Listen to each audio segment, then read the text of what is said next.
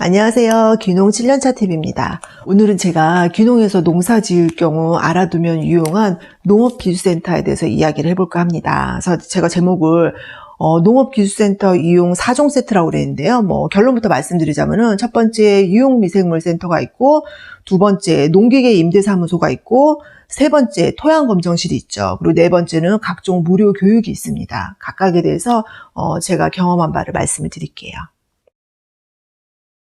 첫 번째 유용미생물 센터가 있는데요. 요즘 웬만한 농업기술센터는 유용미생물 센터가 거의 있을 거예요. 제가 귀농 3년차 되던 해인가 그때 그 유용미생물 센터에서 기간제 근로자로 10개월 정도 일한 적이 있었거든요. 이 유용미생물이라는 게 말 그대로 농사에 유용한 미생물, 보통 5종 많이 보급해요. 광합성균, 방성균, 효모, 유산균, 비티균. 요 정도 많이 이제 보급을 하는데, 전액 무료죠. 매주 균을 대량으로 배양을 해서, 희망하는 농가에 무상으로 배포를 하는 사업입니다. 근데 우리가 미생물 농법이라고 있는데, 보통 이제 또 친환경 농사 짓거나 이러면은, 인접산의 부엽토를 갖다가 직접 액비를 만들어서 균을 배양하기도 하고, 그리고 친환경 자재라고 파는 거에 보면은 미생물 제재가 진짜 많아요. 근데 제가 예전에 유용 미생물에 대해서 올린 영상이 하나 있어요. 거기 보시면은 시중에 시판되는 미생물 제재 뒷면에 이제 라벨을 보다 보면은 대부분이 바실러스균, 그게 고초균이거든요. 우리가 메주띠 쪽에 쓰는 볏짚에 있는 균이에요.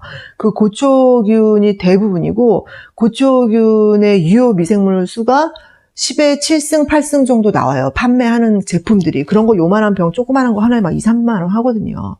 근데 그 유용미생물센터에서 주는 균도 제가 거기 근무해봐서 알잖아요. 매주 균 배양을 하고, 배양한 균을 그걸 뭐라고 표현하지? 이름을 까먹었는데, 매주 그 균수를 저희가 체크를 하거든요. 무균실에 들어가서 균이 얼마만큼 증식했는지 균수 체크하는데 보통 10에 7승, 8승 다 나와요. 그러니까 판매하는 거에 전혀 뒤지지 않는다는 거죠. 근데 판매하는 미생물 제재 같은 경우는 거의 바실러스 균 단독으로 있는 게 많더라고요. 제가 이렇게 매장에 가서 나온 거 몇 개를 집어봤더니 거의 바실러스 균 10에 8승 정도가 많아요. 근데 그 농업기술센터에서 주는 미생물은 5종이잖아요. 바실러스 균뿐만 아니라 효모균, 유산균, 고초균, 방성균, 비티균 해서 여러 가지 균을 또 다양하게 주기 때문에 가져다 쓰시면 분명 효과가 있을 거라고 생각합니다. 하지만 이 미생물이라는 게 한두 번 넣어서 갑자기 눈에 띄는 효과가 이렇게 확 나타나는 건 아니기 때문에 꾸준히 넣는 게 관건인 것 같아요.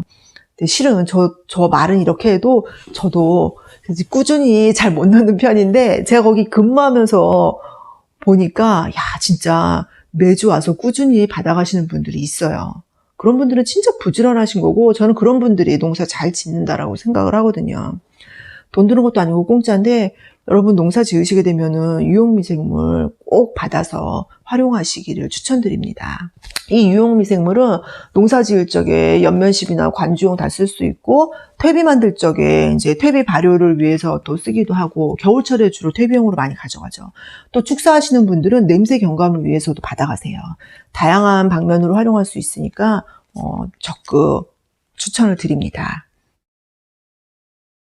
우리가 농사를 하다 보면은 요즘에 일손이 부족하다 보니까 많은 부분 이제 기계의 힘을 빌리게 되죠. 그래서 바깥 쪽에 트랙터 쓰고, 밥 만들 적에 관리기 쓰고, 여러 가지가 있어요. 근데 그런 것들을 초반부터 내가 다 기계에 돈 주고 사려고 하면은 농기계가 엄청 비쌉니다. 다 사려고 그러면은 몇 천만 원 들걸요? 근데 내가 이제 농사를 한 3, 4년 짓다가 이제 규모도 어느 정도 되고 기반이 되면은 필요하면은 저는 그때 사면 된다고 생각하고요. 첫 해부터 트랙터 사고, 관리기 사고, 이런 건 좀 아니라고 봐요. 왜냐면 그 농사가 내가 계속 하게 될지 어떻게 될지 아직 모른다는 거죠. 경험이 전무하기 때문에 처음 한 2, 3년 정도는 그냥 농기계 임대사무소에서 빌려다 쓰시는 것도 방법일 거라고 생각을 하거든요. 근데 저희도 농기계 임대센터에서 한번 빌려봤었는데 이제 몇 가지 좀 아쉬운 점은 있어요. 왜냐면 농기계 임대사무소에서 하루 얼마씩 돈을 내고 이제 빌려다 쓰는 건데 그걸 또 가지러 가야 되고 또 갖다 드려야 되고 이런 게 농번기 때는 조금 번거로울 수 있긴 해요. 그리고 이제 남의 거 빌려 쓰는 것도 쉽지가 않고, 그래서 에이씨 내가 그냥 사고 말어. 그리고 이제 농기계 이제 사게 되는 경우가 많이 있죠. 근데 저는 어쨌든 초반부터 무리하게 농기계를 다 구입하는 건 아니라고 보고요. 한 초반 2, 3년 정도는 그냥 이 농기계 임대사무소 적극 활용하셔서 쓰시면은 큰 부담 없이 사용할 수 있을 것 같아요. 조금 불편함은 있지만 이게 또 지자체마다 틀리더라고요. 제가 예전에 영양군에 무슨 고추 견학을 간 적이 있었는데 영양군 같은 경우는 농기계를 비용 조금 더 받고 배달까지 해주신다고 하더라고요. 배달도 하고 수거도 해가시고 훨씬 편하긴 하죠. 뭐 돈은 조금 1, 2만 원 더 들지 몰라도 어차피 농기계 제대로 사려면 막 몇천만 원 들거든요. 그런 비용에 비교하면은 충분히 쓸 가치는 있다고 봅니다. 집에서 가까운 곳에 농기계 임대사무소가 있다고 그러면 최적이겠죠. 그래서 농기계 임대사무소 가면은 정말 다양한 농기계가 있으니까 적절히 활용하시면 농사에 큰 도움이 되실 거예요. 내가 농사를 짓다가 필요하면은 추후 구입을 하면 되겠죠. 농업기술센터에 토양검정실도 대부분이 있을 거예요. 근데 토양 검정하시는 분 그렇게 많지는 않은 것 같아요. 근데 사실은 농사의 가장 기본은 토양이죠. 그래서 매년 농사가 끝나면은 가을에 내 땅의 흙을 몇 군데 이렇게 지퍼백 같은 데 채취해가지고 토양 검정실에 갖다 제출을 하잖아요. 그럼 거기서 한 2주 후에 우편물로 이렇게 날라와요.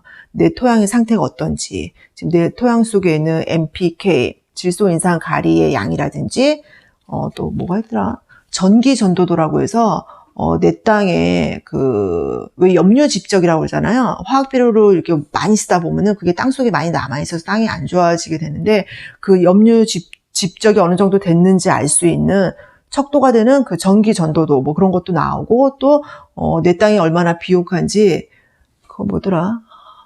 내 땅의 유기물 함량은 얼마나 되는지 뭐 이런 거 다양하게 나오거든요. 그래서 내가 그 토양 검정 맡길 적에 지번이랑 내가 어떤 농사를 짓는지 품목까지 써서 내게 돼 있어요. 그럼 결과서에 보면은 내가 만약에 이 땅에 고추로 농사를 짓는다라고 해서 토양 검정 의뢰를 하면은 그 결과가 나올 거 아니에요. 거기 밑에 내년에 이제 고추밭 만들 쪽에 시비를 어떻게 될지도 다 이렇게 표기해 주세요. 산성 땅이면은 뭐 석회고토를 얼마를 몇 포를 넣고 이런 것까지 계산해서 수치까지 다 나오거든요. 그리고 질소 인상 가리는 뭐 기비를 어느 정도 넣어야 되는지 수치까지 다 나오기 때문에 거기에 근거해서 농사 지으면 좀 더 과학 영농이 되겠죠. 그래서 예전에 제가 이제 어떤 영상 막 뒤져보다 보니까 비닐하우스 하시는 분이셨었는데 뭐 서울에 농산물 공판장 가면 오이 농사 짓는 분이셨는데 농산물 공판장에 가면은 자기네는 오이 농사를 잘 지어서 항상 가격도 최고가 받고 농사를 잘 지으셨다는 거예요. 근데 수년간 그렇게 농사를 잘 짓던 땅이 어느 순간부터 그 오이 잎에 무슨 병이 오고 막 이러는 거예요. 그래서 그걸 이제 의뢰한 영상을 본 적이 있었는데 결론은 땅이 산성화됐더라고요. 근데 그런 거를 토양 검사를 해보기 전에는 사실 눈으로 파악하기는 쉬운 게 아니잖아요. 그래서 우리가 농사 지으면서 매년 가을에 토양 검정하는 거를 습관해야 되지 않을까 싶어요. 근데 저도 사실 알면서 귀농 첫 해에 무농약 인증 받는다고 토양 검정하고 그 뒤로는 한 번도 안 했어요. 이게 사람이 참 묘한 게 내가 돈 내고 하는 것들은 좀 부지런히 사게 되는데 공짜는 공짜라서 그런지 신경을 잘 안 쓰게 되더라고요. 그래서 저도 올해 고추 농사 끝나고 사과밭 끝나게 되면은 토양 검정 한번 다시 해보려고요. 그리고 좋은 게 나중에 제가 토양 검정 해보고 그것에 대한 영상을 다시 올릴 계획인데요. 내가 토양 검정 의뢰를 하잖아요. 그럼 그 자료가 계속 누적돼서 남아있어요. 그래서 흑토람이라는 사이트가 있어요. 흑토람이라는 사이트에 가서 그 지번을 치잖아요. 그러면 그동안에 받았던 토양 검정 결과가 쭉 다 남아있더라고요. 그러니까 내가 만약 살려고 하는 땅의 지번을 알고 있으면은 그 지번으로 넣어서 검색해 볼 수도 있어요. 누군가가 그 전에 토양 검정을 해본 적이 있다고 하면은 지금 토양 상태가 어떤지 볼 수 있죠. 물론 아무도 토양 검정을 한 번도 안 했다고 하면 자료는 없겠지만 그건 또 모르는 거니까 한번 찾아보세요. 그리고 네 번째로는 무료 교육이 있습니다. 농업기술센터는 이제 농민을 대상으로 하다 보니까 유료 교육은 하나도 없어요. 제가 알기로는 다 무료 교육인데 교육 종류도 되게 다양하게 많이 있어요. 그래서 저는 귀농 초창기에 뭐 이비즈니스 교육이라는 거 한번 들었었는데 그거는 이제 우리가 농산물을 뭐 블로그나 이제 SNS를 통해 직거래를 할 적에 어떤 식으로 할 수 있는지 이제 강의 전문가분들, 각계 전문가분들이 와서 강의해 주시는 거였었는데, 뭐 그런 거. 그때 저녁에 7시인가 가서 한두 시간 들었던 것 같아요. 그런 교육도 있고, 또 요즘은 강소농 교육이라고 그래서, 뭐, 그런 교육도 있고, 또 안동 같은 경우는 이제 사과 농가가 많다 보니까 사과대학이라는 게 있어요. 그래서 거기는 경쟁률도 좀 있는 것 같은데, 지역마다 이제 특산물이 있잖아요. 그 특산물에 해당하는 이제 교육들이 많이 있을 거예요. 그럼 사과대학 같은 경우도 내가 사과 농사 짓는다 그러면 사과대학 다니면 좋죠. 왜냐하면 전문가분들이 오셔서 다 가르쳐 주니까.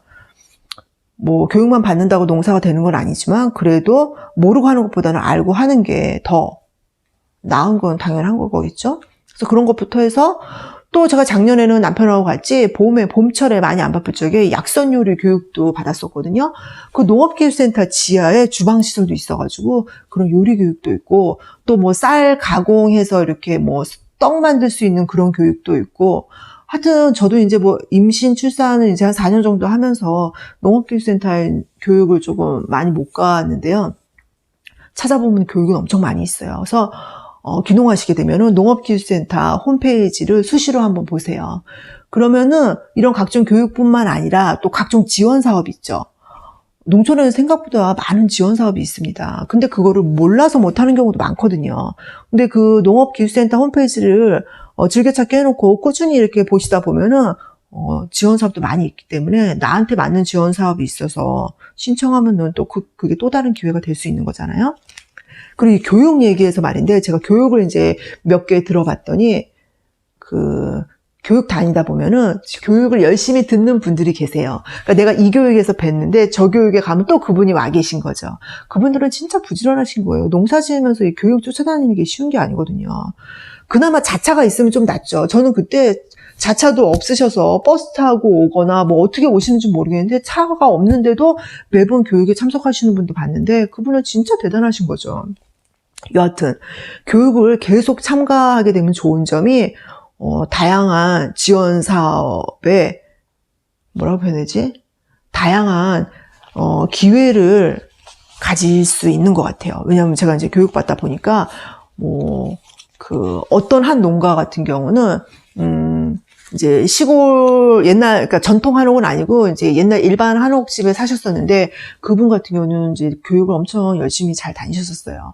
뭐 체험농 교육도 받고 강소농도 받고 뭐 이비제스도 받고 그런데 나중에 이제 알고 봤더니 그분이 어떤 체험농 정확한 제가 사업 명칭 모르겠는데 무슨 체험농 그걸 뭐라 표현해야 되지? 6차 산업 체험농 양성 뭐 사업인지 뭐 그런 게 있나 봐요. 그런 거가 선정이 되셔가지고 그 한옥집 개조도 일부 하시고 또 어떻게 체험 계획을 받고 해야 되는지 컨설팅도 다 받으시고 그리고 제가 들어보니까 그렇게 이제 농업기술센터하고 연이 돼서 지원 사업 받고 이렇게 되다 보면은 또 이렇게 그걸 뭐라고 표현해야 되죠? 체험객들도 보내주고 그러나 보더라고요. 그리고 제가 이제 교육받을 때 그런 얘기 들었었어요. 가끔 뭐 6시 내 고향이나 신문사나 이렇게 방송사에서 취재 요청 올 수도 있잖아요. 그러면은 이제 그런 것들을 농업기술센터에서 어떤 이제 뭐 잘 되고 있는 선도농가를 소개해 주실 거 아니에요. 근데 그럴 때도 이제 뭐 방송 탈 수 있는 기회가 올 수도 있겠죠. 어떻게 농업기술센터랑 연이 된다면. 왜냐면 농업기술센터에서 그 관내에 있는 모든 농가를 알 수 있는 게 아니잖아요. 그러니까 모르긴 해도 뭐 교육 열심히 듣고 어느 정도 농사 규모가 되고 하면은 뭐 그런 기회도 갈 수 있지 않을까 하는 생각이 들고요. 그리고 어떤 체험농가 같은 경우는 농업기술센터에서 체험객이 오면은 그 집으로 보내주신다고 하더라고요. 그러니까 모르긴 해도 어떤 단체나 이런 데서 농업기술센터로 문의가 올 수 있겠죠. 우리가 이제 뭐 농촌 체험하고 싶은데 어디 적당한 곳이 있으면 소개해달라 이런 식으로. 이건 제 추측이에요. 그럼 농업기술센터에서 그런 해당 농가를 소개해주면 그쪽으로 보내주는 거예요. 그래서 그분은 체험농 하시면서 한 달에 200만 원 이상 그 체험농 받는 수입만으로 하신다고 그랬었거든요. 그리고 이렇게 제가 교육을 몇 건 다니면서 보니까 교육 열심히 이렇게 다니시는 분들은 결국은 어떤 그런 지원 프로그램에 선정이 되셔서 농사 짓는데 보탬이 되면 됐지 실이 되지는 않더라고요. 제가 보기에 이 체험농을 하던 어떤 뭐 가공시설을 하던 그런 것들을 100% 자부담으로 하는 농가는 거의 없을 거라는 생각이 들어요. 상당 부분은 그 정부 뭐 보조사업이나 지원사업들이 있거든요. 근데 그런 것들을 뭐 제가 이렇게 말해도 될지 모르겠는데, 제가 생각하기에는 아는 분들만 하는 거죠. 그 정보를 아는 분들. 대부분은 뭐 농사짓기 바쁘고 그런 게 있다는 것조차도 모르거든요. 근데 그런 정보를 얻을 수 있는 통로가 결국은 농업기술센터라는 거죠. 그리고 기본적으로 교육을 전혀 받지 않은 사람보다는 그런 교육에 충실히 교육도 받고 그런 농가한테 우선순위가 가거든요. 그렇기 때문에 어떤 농사 기술도 익히고 농업을 기반으로 무언가를 하기 위해서는 저는 그 농업기술센터를 적극 활용하는 게 필요하다고 봅니다. 그래서 오늘은 제가 시골에서 농사 지으면서 알고 보면 유용하지만 의외로 많이 모르고 알아도 잘 사용하지 않는 농업기술센터 사용법에 대해서 말씀을 드렸습니다. 자, 이렇게 말씀을 드렸지만 저도 100번 활용하고 있지는 못해요. 근데 정말 활용하기에 따라서 엄청난 결과가 나올 수 있는 곳이 농업기술센터입니다. 농사를 지으시게 된다 그러면 적극 활용하시기를 추천드리면서 오늘 영상을 마치겠습니다. 오늘도 긴 영상 시청해 주셔서 감사합니다.